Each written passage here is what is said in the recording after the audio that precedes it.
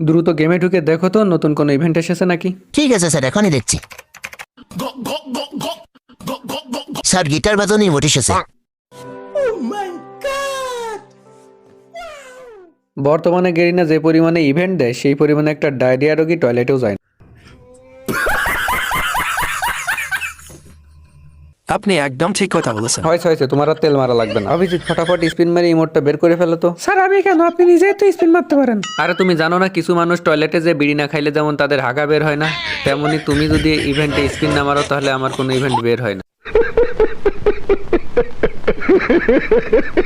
একটা জিনিস বুঝলাম না স্যার, আপনি গিটার মারা এই মুহূর্তে কি করবেন? আরে এই মোডটা বের করে আমি দেবো সোশ্যালে।